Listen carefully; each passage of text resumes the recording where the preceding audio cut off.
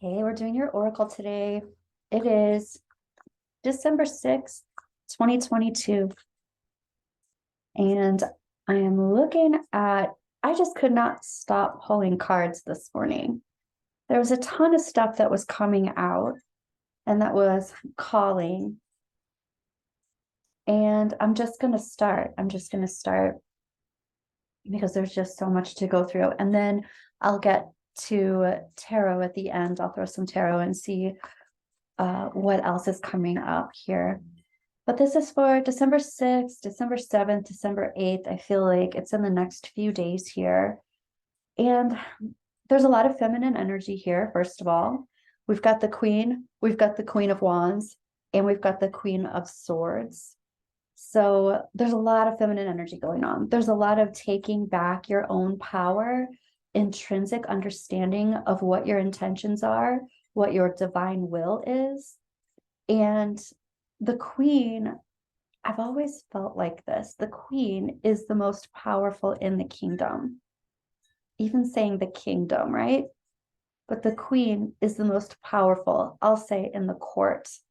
She, a lot of times, is the one who is behind the scenes that sees the big picture, that has the intrinsic understanding of the big picture. Okay, so that being said, I feel like I'm feeling grief, I'm feeling loss, and this could be for so many different reasons. But there is definitely love here, love lost. And I feel like also this could be very much past love, so not necessarily present time love. And this looks like some serious, I want to say recuperation, but it's not even recuperation, it's rebuilding of self. And so here we have the Queen. Here we have this lotus on the Queen card. The lotus is, it's coming from the mud. It's always planted in the mud, the lotus seed, and it comes up from the mud. It has to go through all of this opaque stuff to get up to the light to actually bloom. And that's what she's done. This Queen of Wands, she is super powerful. She's very magnetizing, magnetic. She's a manifester. She sees the big picture and she uses her energy and her will to make things happen. She is a manifester because she moves energy. She controls energy. She manipulates energy. This is not in a negative way, manipulating energy. It's like moving it, molding it, moving something to a place that works better than where it was before. That type of molding or moving energy. She's moving energy with her intention. I'm also hearing something about free will. You have free will. You are not being controlled. This Queen is not being controlled. This Queen is not being controlled. This Queen is not being controlled. This is the Queen of Swords, and she's very, very clear with what it is that she wants or needs to be action oriented about. We have the being assertive card from the angel deck. So the Queen of Wands is very assertive, and the Queen of Swords is very assertive. So there's definitely this stepping forward and taking charge of your own energy. I feel like this is taking charge of your power. I want to say this though, because of this be assertive type energy, I feel like this is very space holding or space clearing type energy, holding your space, because we've got this patience card down here from the astrology oracle, and we've got Virgo and we've got Pluto. No, that's Jupiter. And it's the sixth house. This is about health and healing. And we've been hearing divine healing. I feel like it's soul healing, but this is also the patience card. I feel like when you wait something out rather than react quickly, this would be the better option today, to wait something out instead of react to something. And again, I do feel like this has to do with some kind of past relationship. We've got past life relationship. You have known each other before. I will say this, you've known each other before. You're going to know each other again in this life or in another one. So we never really, nothing is ever really lost, right? But we definitely feel like it is in this life. When we're in a physical body and we're in a dense body, we feel loss. Our bodies feel loss, and it's real. And even if we know that nothing is ever lost, our bodies are going to feel it, unless you're a freaking sociopath, right? So, in this situation, in this perhaps love situation, we've got, I hid who I really am from you, and unavailable. This person is unavailable to give you all that you deserve. We also have this King of Cups here that's reversed. And this is a king or masculine energy coming forward, not in their element, or as an inner child, as a child. So it's a grown person coming through in a child's self, a child mentality. They're needing something and they don't know how to ask for it like a mature person. And sometimes, especially with this King of Cups, that can look emotionally manipulative. It can look like someone taking a lot of your emotional energy and attention without reciprocating it, or needing a lot of attention from a lot of different people. We do have this King Tut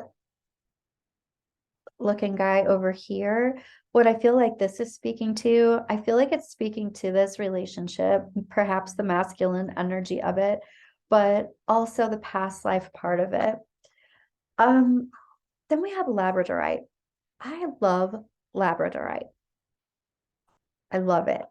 It's very much inner world, center of your head space, using your intuition, using your clairvoyance. This also has to do with things coming forward that have no reason behind them. It's like not necessarily being able to believe what you see at first sight. You see something, but then you have to figure out what it is. And I feel like that has to do with this past life relationship. It looks one way, and then it is actually, there's more to it than just what you see on the surface. Okay. And you probably know this if you're experiencing some kind of loss from this. It's already happened. I don't feel like this is something that's about to happen. I feel like this is a kind of a longing, or kind of a grieving. Okay.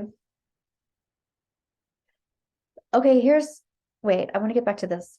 So here's the Anchor card. The Anchor is often all about grounding into something that takes you down with the ship. And it all has to do with water and emotion. It's grounding into some kind of emotion that takes you down with the ship instead of anchors you and grounds you.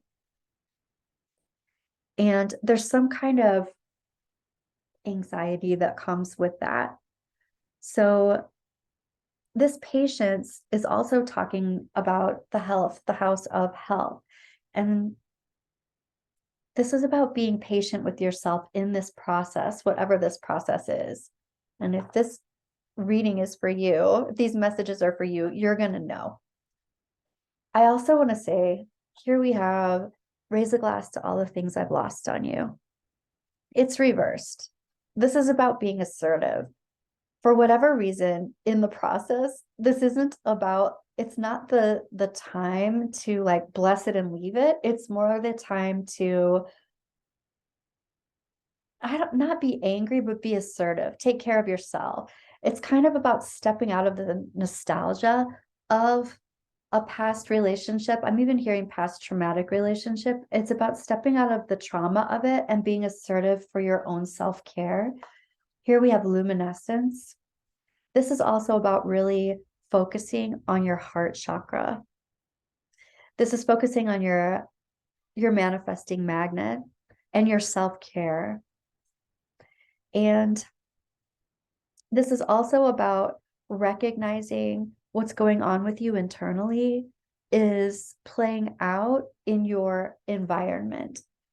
So if there's something that's playing out in your environment that you are not agreeing with, not enjoying or liking or feeling safe or happy or loved, this is some kind of indication about what needs to be seen. The parts of you that aren't feeling loved or accepted are the things that you need to be aware of at this time.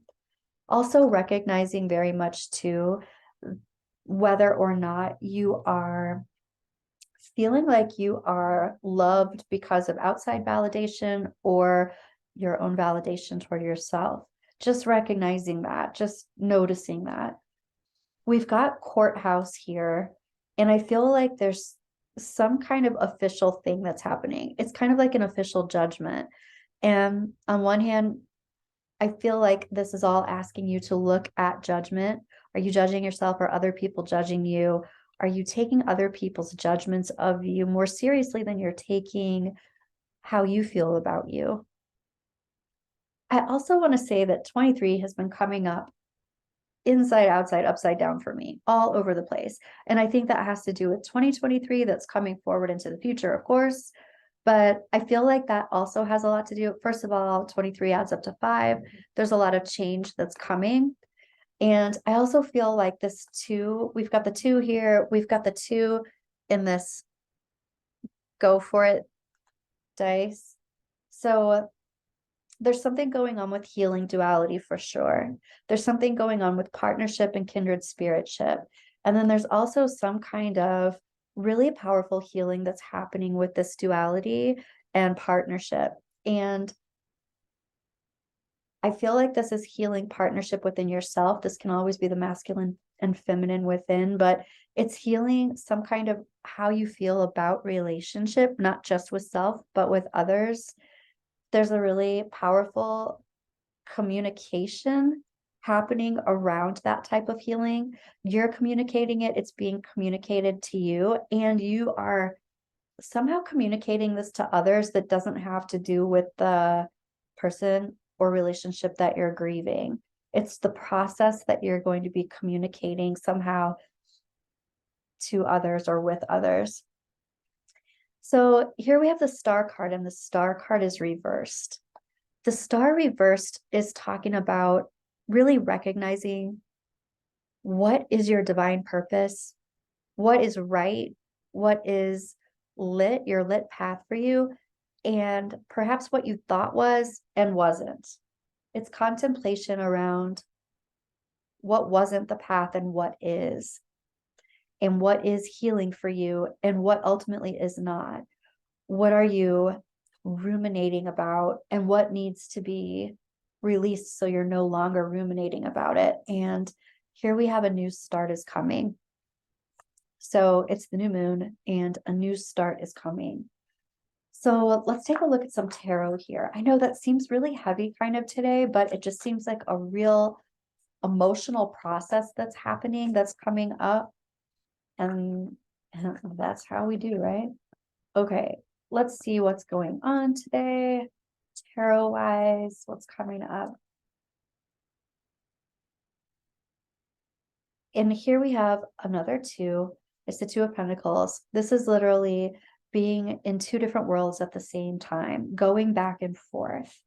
And I want to say because this health card is here, or because the health house is here, this can be going back and forth with diet, with taking care of yourself, with being on the wagon, being off the wagon, for whatever it is that you're wanting to, having your diet or not having your diet.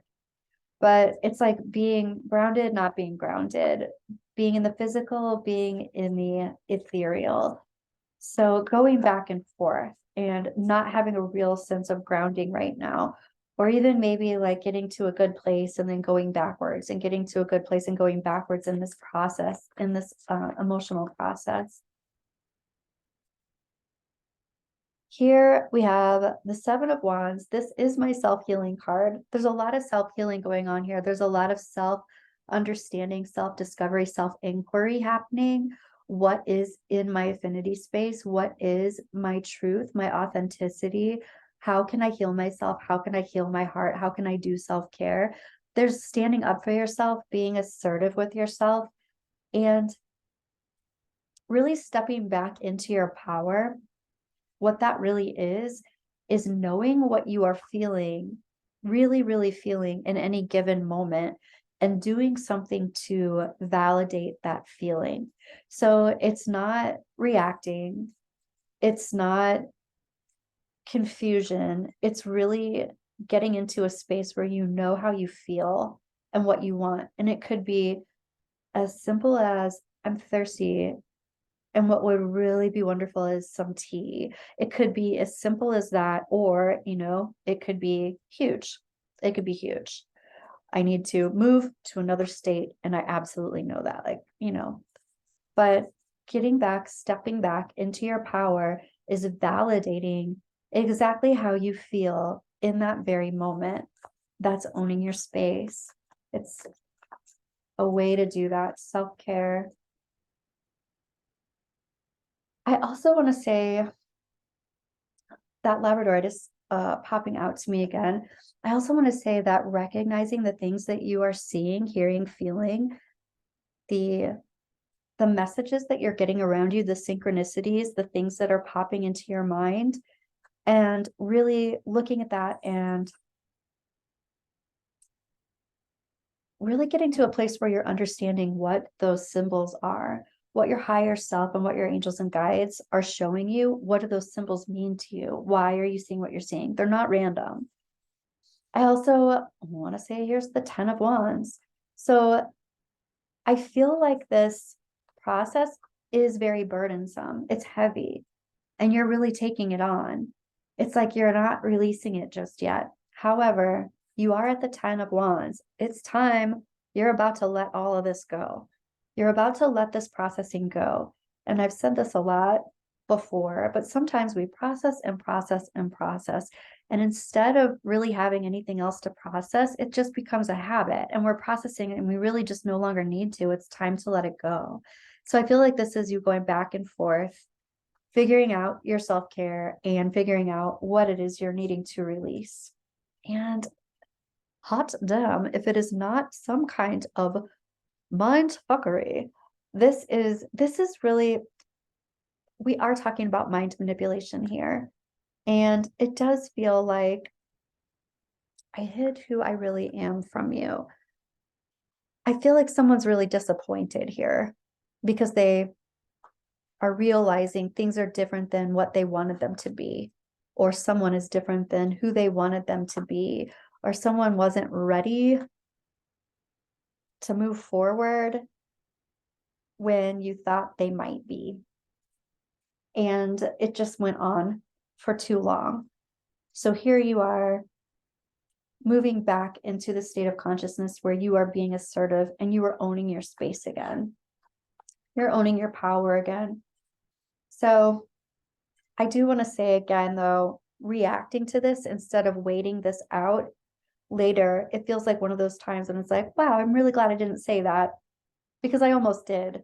But now I don't feel that way, or now there's something else that's so much better, and that's the way to go.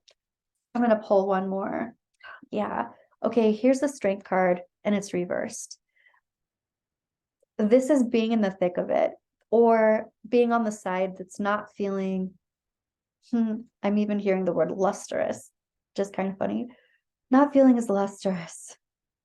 It's being in the hard part of it, feeling the worst part of it, feeling the part that makes you feel like not, I don't want to say full of yourself, not as your shiny self, I guess is what I mean. Not as full in your confidence as you want to be in this. It's the ebb and flow of being assertive and standing in your power. Here's that 2 again. This is you gaining balance from that. I want to say this too, and this isn't popular. When somebody says that you're strong, wow, you're so strong, that's not awesome, because that means you've been through a whole lot of stuff that brings you wisdom so that you are strong. Yes, I can handle stuff. Yes, I can do this, but it's hard and I don't want to. And I don't want to have more things that make me strong. I want balance, you know? And this is the part where you're learning to hold and transmute pain and alchemize it into wisdom, but you're in the thick of it, the hard part of it. So whoever this is for, this is a grieving of some kind, and you are moving into healing that duality and moving into wholeness. You're moving into that balance. So big takeaway from this is hang tight. Hang tight today. Be good to yourself. Let's get some advice here. Here we go. Yeah, here's the hangman reversed. So hang tight. This is like, you no longer have to sacrifice. Start figuring out exactly what it is that you want and start planning to move forward into whatever that is.